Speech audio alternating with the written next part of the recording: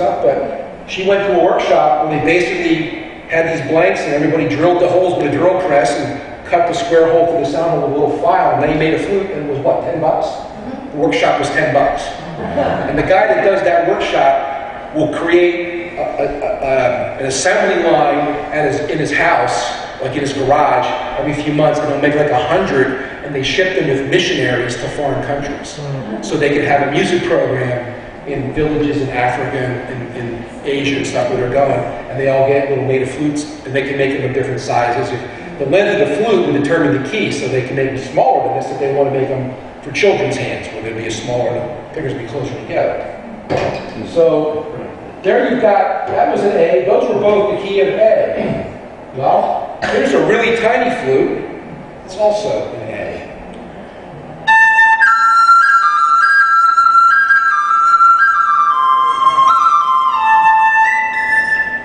When I play this with the Celtic scale, it sounds just like a tin whistle. I'll play it a little bit for you because it's high enough to be that sound. So we often have, yes sir? Have any flutes ever been made out of glass or crystal? I have seen Irish crystals made of clear crystal. I don't know of any native flutes. Right. I saw one made of brass.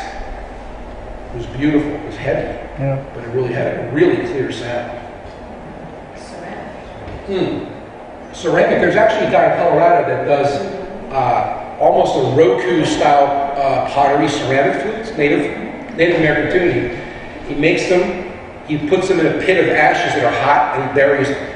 And when they cure in that, takes them out. Each flute has a different pattern of ashes that are embedded into the ceramic, and they're just gorgeous. My friend Luke keeps one in his car. He lives down in Southern Virginia, so that you wouldn't want to leave a wood flute in a hot car because the heat would affect the wood and the glue and anything else in there. But the ceramic flutes are pretty sensitive. He keeps the ceramic flute in his car year-round.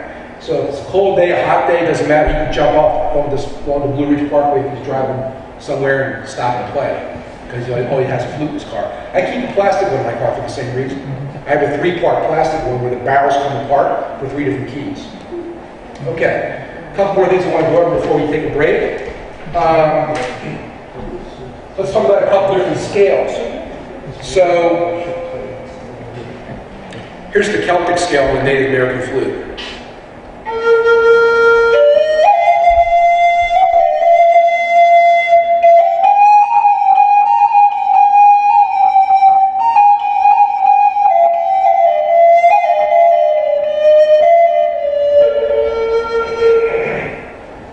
All I did was change the order in which I play the holes. By the way, I teach an ultimate scales class. Anyone's ever interested? I can teach you how to play Celtic, blues, Middle Eastern, the bugle scale. Lots of cool things you can do with the flute. Let's try that same scale on a little A.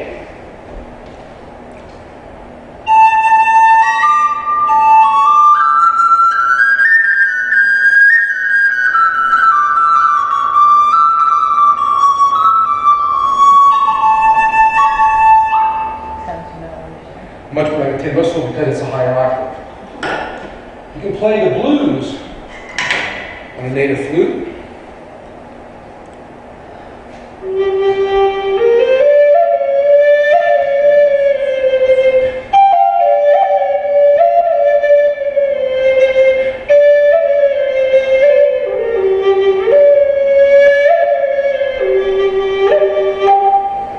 That's the blues scale on a native flute. If you want to make it easier on yourself, you buy a spirit flute from High Spirits that's tuned to the blues scale.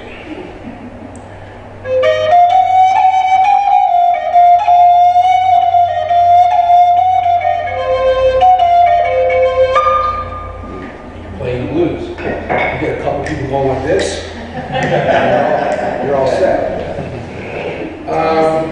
It's on the CD. It's on my CD, yeah. Many of these songs are on my CD, by the way. Lately, there's been a lot of interest in an Israeli scale called the Mandelavat scale. And I've got that flute here.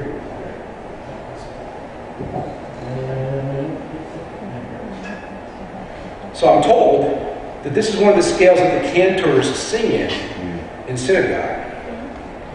It's a very prayerful, meditative scale. A lot of native flute makers are now making this because people like me want to play these in church services.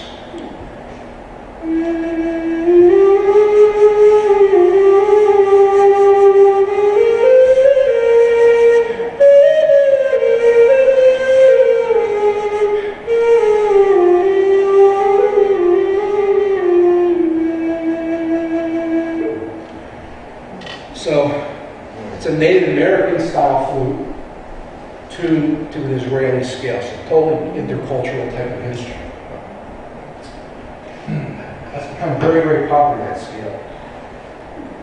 There's also, I mentioned this, but I'm sure there are some people here who are energy workers and Reiki masters, etc. Anybody here familiar with what's called 432 tuning? That's another word for it, I think. It's the universal. Okay, so the standard for Western tuned instruments is A440, which means 440 hertz. That vibration is the note A. And that's the standard that about 70 years ago worldwide was established as the scale, or the tuning for all the band instruments, basically, right? So native flute makers copy that because everybody wants to be able to play with a piano player, a cello, or a violin, or a guitar when they get to perform with other musicians, and you can't be in the wrong tuning because those people aren't going to tune their instruments just for you. They're going to retune their instruments. So 440 is not really that harmonious with the human body. 432 tuning is. And the reason is that the earth vibrates at 8 hertz. And 8 and 432 go together mathematically in a way that 8 and 440 do not. So suddenly, there's people interested in a flute maker that I know of one now, making a 432 tuned flutes. So this is the key of E tuned to a 432 standard.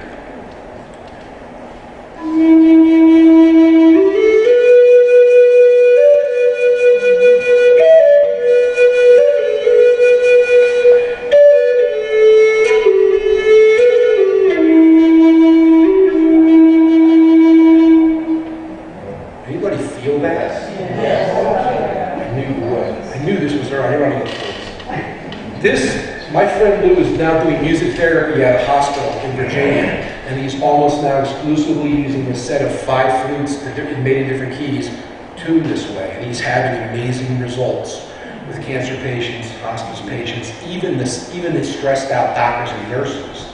They end up being drawn to the room when he's playing, and they're like, what are you doing? I'm feeling that here, I'm feeling that here. They don't even know they're talking about their heart chakra and their third eye, but that's when they're feeling it. When I play this flute for more than 2 minutes, I actually get dizzy because it hits me right here. And I got to tell you, the experience of holding it in your hands and feeling that vibration while you're hearing those notes is stronger than what you're hearing when you're just listening. So think about this. If you do that kind of work and you're interested in playing, I've got people in a shamanism class that I'm taking with a shaman named Eagle Skyfire. They all want to buy these 432 flutes because they're also all Reiki masters and they're doing energy work with all kinds of old stuff. And they're really, as soon as I play this, you're like, oh man, I got to get one of those. I don't even know how to play a flute, but I got to get one of those. So that's something new that's just happening. And I know of one flute maker right now making those flutes. So we're getting close to the end of this part of the workshop. We'll definitely want to save time for. Let me see if there's anything else I want to talk about that would be important to you. So, just to demonstrate a couple techniques. When I play this style,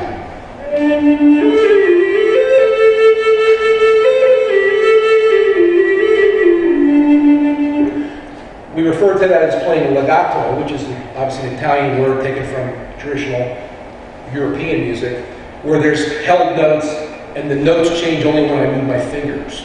The other style is staccato, which is tonguing the notes.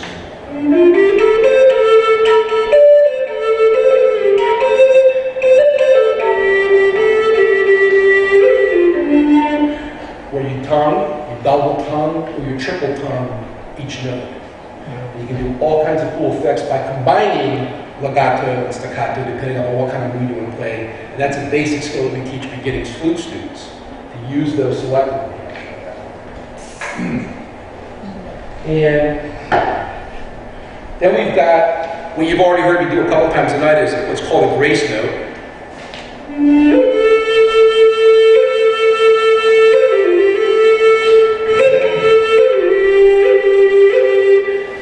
Where I'm quickly popping a finger up here as I'm playing notes or holding notes down lower. That grace note, when you're holding a long note,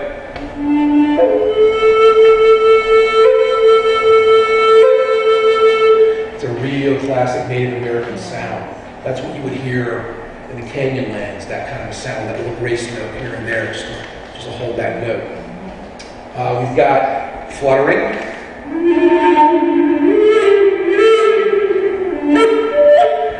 Mary Youngblood taught me to bark with my flute. She calls it barking.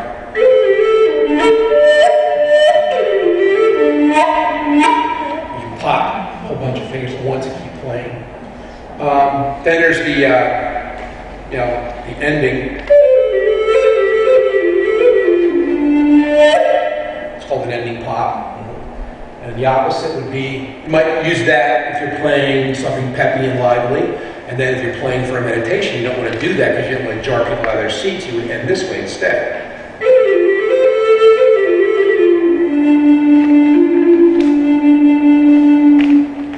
Just a nice slow fade. I'm not running out of breath. Controlling it. So, two other techniques that I like to teach and just to demonstrate. The bend is really cool.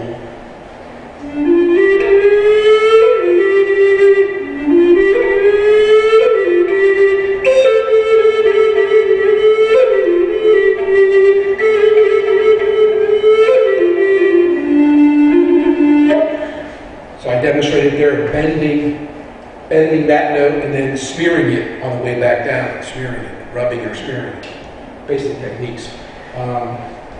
So, you guys have just had the whirlwind tour of native flute and its place in fluting culture worldwide. These instruments are incredibly versatile. You can take a single 3-hour intro class, the kind that I teach, a lot of people teach. Learn the basics, learn breath control, and how to play the basic native 1 scale. And then go play with the cello. Because guess what happens? Everybody sounds good because you're playing the simplest set of notes that cello player ever had to play. Because you've got 5 minutes to work with them. And we have a music director at our church that plays keyboards, and he loves when he says, well, you're going to play next Sunday. I say, okay, I'll do the prelude music, and I'll do the post-meditation. And then, during the collection, we're going to improvise. Because he never gets to improvise with anybody else. Everybody else hands in their sheet music, and he's got to play those notes. And so I walk in and I'll say, yeah, I'm in F sharp minor. And he has to go, okay, what am I playing? I said, you're playing in A major. Okay, good. So, because I remember the circle of fifths, because when you're the guy with the minor keyed instrument, you're the one that has to know all that stuff. And pretty soon he starts remembering that. So, two interesting tips for those of you who do play native flutes. Your A minor flute will work with all the white keys on the piano. So all you have to tell the keyboard player is just play the white keys. And I'm going to play something, you're going to play something, we're going to play together. Everybody's going to think you rehearsed that. That's all you have to know. And the opposite, you have an E flat. They're a little harder to find. Native flute works with all the black keys in the piano. The keys that are often not played much.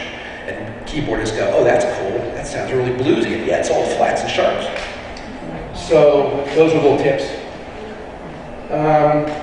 I've done duets and trios. Sometimes I'm actually a percussionist with the guitar player and flute player that I know that perform together. And I bring them out home, just a wooden box to sit on and you play with your hands. And we can do all kinds of things together. We'll play trios in a flute circle where we'll get 3 octaves in the same key. We'll play harmony keys, A and D. We'll get a nice D dig going as a drone, and everybody play their A flutes. That's a really cool combination. And we'll do native flute. I actually teach a workshop at the Flute Haven School that I'm in every fall. That is native flute with poetry. And so I bring in like 6 or 7 books of poetry. I've got a few pages already marked for poems I know go really well with the flute, and I'll just pass them out. So I'll say, something, find a poem you like. And have somebody stand in front of a regular microphone and read, and I'll stand in front of the mic with a little reverb, and I'll play a little native flute, and we'll go back and play.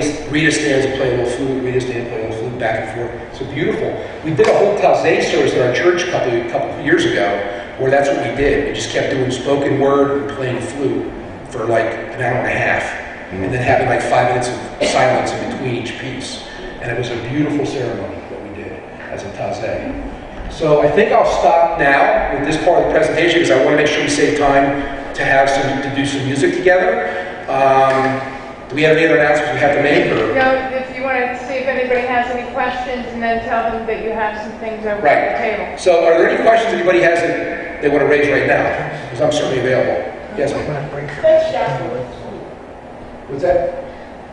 The flute you played The 432? Yeah. There's only one guy in the country that makes it? As far as I know. Now, I only really know the flute makers on the East Coast. So I'm not sure if anybody's making them. Have you heard of anybody else? No, but mention the app. Oh, I'm sorry, yeah. If you have iPhone. Yeah, if you have an iPhone, this might be available for the Android too. There's an app called 432 Player. I think it's maybe a 99-cent app, and what's really cool about it, if you like that sound.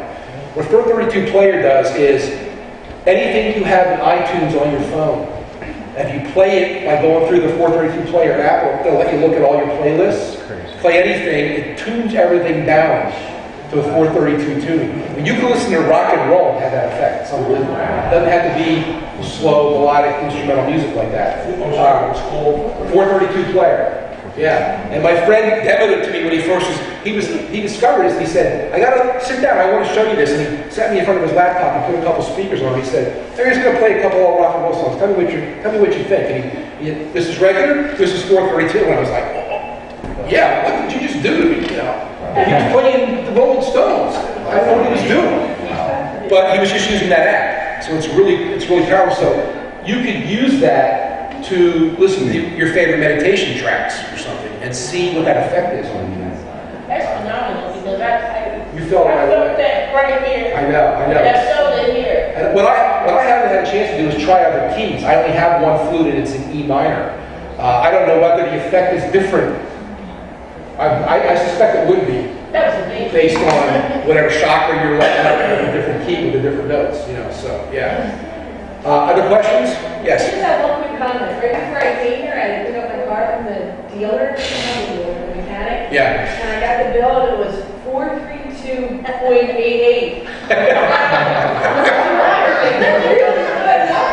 There's no coincidences, right? Okay, so let's take maybe a 20-minute break till 9 o'clock. Will that work? Yep. Yeah, and Okay. would the people over there pull their chairs in so that we can get to the And we've table? got